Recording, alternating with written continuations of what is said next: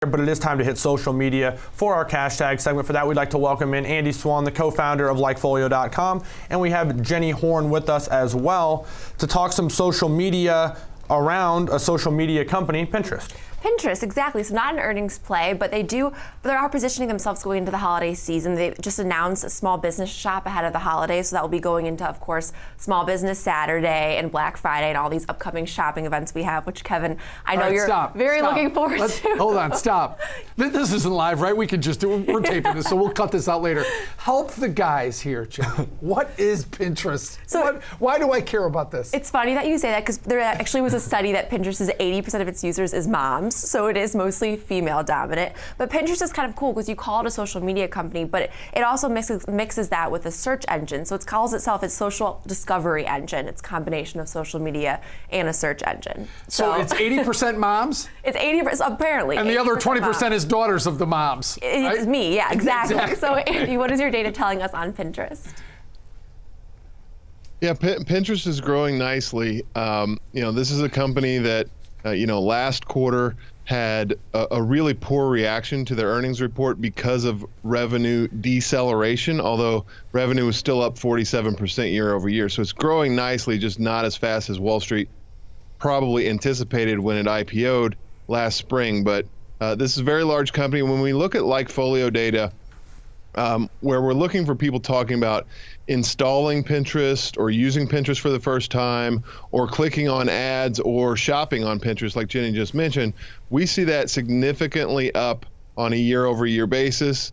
We think that the company is growing really nicely. In fact, what we see, from a user-based perspective, we're seeing double-digit growth on a year-over-year perspective, and from a revenue per user basis, also up double digits. So Pinterest is in a really good spot, we think, long term, because it's obviously delivering value to both users and advertisers on the platform. And so the price may need to figure itself out after IPO, but from just looking at the metrics of the underlying company, very, very solid. This is a place where people like to go and discover things, and shopping being a part of that, like Jenny talked about, is just a next logical step and could be big for business in terms of revenue. You see, I guess, but before their last earnings, I believe you all came on and we talked about Pinterest ahead of their earnings. It was on October 31st, and I called them so 2012. But then when I looked on Twitter today, I saw actually, Andy, exactly what you're talking about. People love Pinterest, and from a stock angle too, not even just the product. People love to invest in this company, and it was a really bullish sentiment on Pinterest Day. I was actually very surprised, pleasantly surprised. So our first tweet is from Matt, who says, most bullish on Pinterest for the next few years. We'll take time, but we'll be $80 plus in 2025. So this is a bold, obviously, price target, but I mean, the stock is down right now. I believe it's 50% from their August highs. So this would be, they have to change momentum seriously. So Andy, do you think this is possible? Sure, it's possible. I mean, so you just don't know what can happen with a company like this. If they figure out that kind of magic key that they can turn all of these users into high revenue generating users, then sure, $80, a quadruple over the course of 5 years is not that unrealistic. We think Pinterest is in a really good spot because, like we talked about, this company has some amazing technology. Apparently, it can recognize digitally something like 2.5 billion brands and products and images on its system, so it can automatically really understand its users and provide to them, shopping opportunities that resonate with them. And I think it's kind of like Roku on the streaming content side.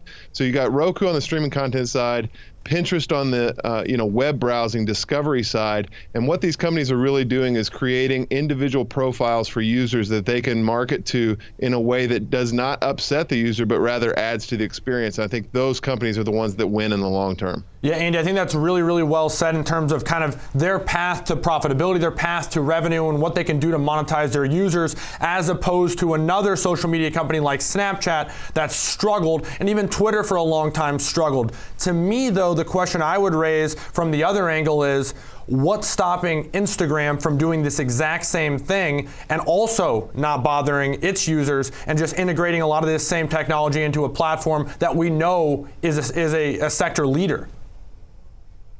Well, I think that's always a threat, but I think that the purpose of Instagram is very different. The reason why people go on Instagram is to see pictures of their friends' kids and things like that, whereas the reason that you go on Pinterest is to discover something cool that you can do in the kitchen or around the house or redecorating a room. And so you're naturally more in a shopping mood. It's less of a interruption like it would be on Instagram, and more of an additive feature when they show the right ads to the right people. Yeah, Andy, I totally agree. I think it's kind of two different audiences because the people you follow on Pinterest are not necessarily your friends. They're like inspirational boards and stuff like that. So it's nice because you can see people you don't know, which is surprisingly refreshing on social media.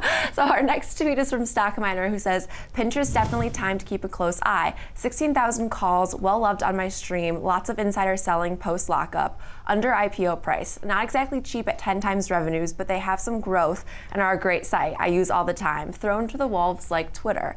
So could this be a potential growth story like Twitter? Of course, Twitter has had some troubles getting to the path to profitability, but they're similar in that way.